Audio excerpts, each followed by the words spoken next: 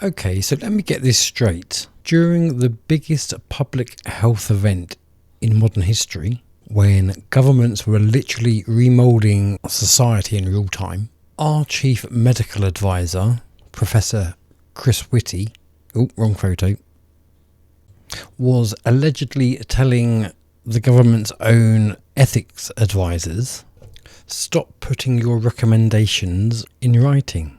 Not you're wrong, not we disagree, not we need stronger evidence. No, just quietly stop writing things down. Well, that's comforting, isn't it? Because if you didn't write it down, it didn't happen. The magic of modern governance. Let's talk about the group that you never heard about.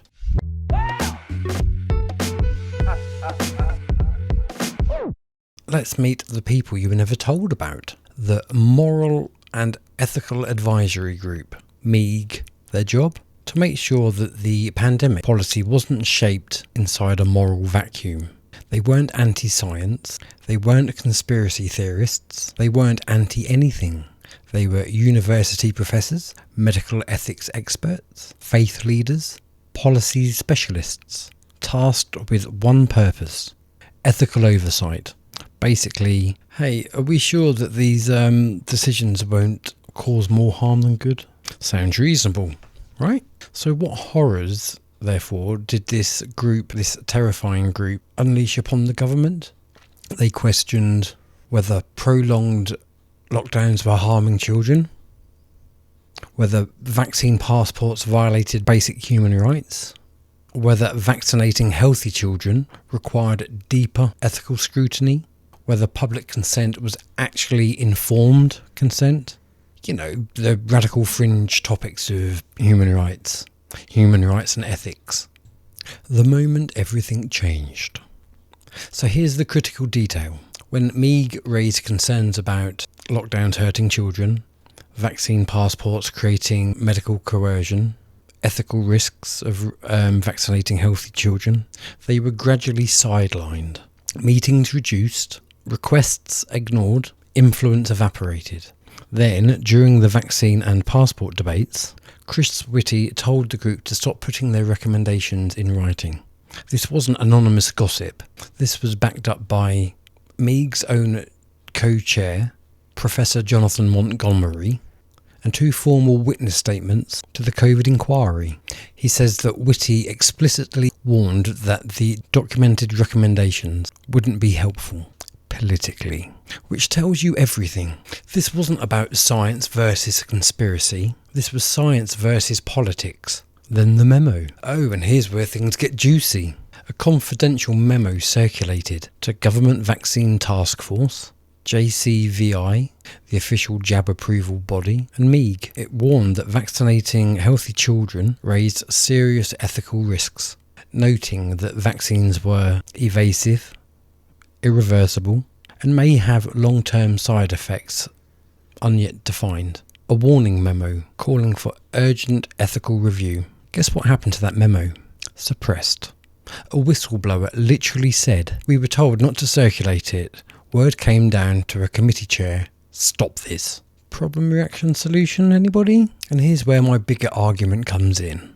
This entire saga screams one thing: problem, reaction, solution. The problem? Create a sustained crisis.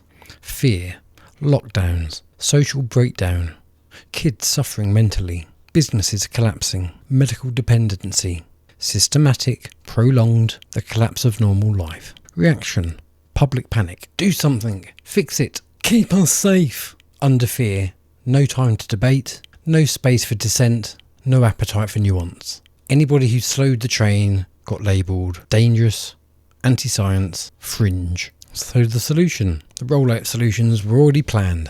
Digital health certificates, vaccine passports, emergency powers, expanded surveillance, override of ethic committees, override of JCVI advice. And you get the remodelling of society with minimal resistance. And then there's the children. The ethical red line. The most disturbing part? Children. JCVI refused to recommend vaccinating children at 12 to 15 years old. Then, Chris Whitty and the UK Chief's medical officers overrode them anyway. Not based on new medical risk data, but because vaccines would reduce disruption to education. So then the moral question became low medical benefit, unknown long-term risk, social convenience for the system. Children became the tools of social stability policy. MEAG was supposed to scrutinise that exact ethical dilemma. Instead, they were meeting to discuss things like egg storage regulations, AI testing policy, virginity testing laws. And while most ethically charged decisions of the pandemic were being made without them, they were sidelined deliberately. The satirical translation. So let me translate this in everyday language. Government. We need ethics advice. MEAG. Kids are being harmed, passports threaten rights, and memo says child jabs need reviewing. Government. Not that kind of ethical advice. MEAG. This concerns us deeply. We should document it. Chris Whitty. Let's stop writing things down. MEAG. Cool, that's reassuring. It's like appointing a fire safety inspector, then boarding up the exits, and then telling the inspector, hey, maybe stop filing the reports. The COVID inquiry sham.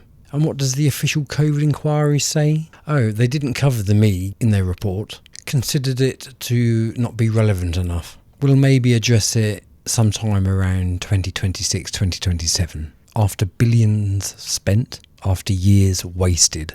Translation: this is being quietly buried. This was systemic, not accidental. Look, people can debate the intent, but the facts remain. Ethics advisors were marginalised. Memos warning about the risks were suppressed. JCVI medical advice was overridden. Documentation of concerns were discouraged, and the public was never told any of this. This wasn't incompetence, this was structured suppression. And so when I say that this was deliberately caused to create as much destruction as possible, I'm not just talking about buildings and hospitals. I'm talking about childhood mental health collapse, social division, the huge fear culture, evaporating trust, and fractured communities, split up families. It wasn't a side effect. It was the environment needed for the programme to work. The real solution they wanted.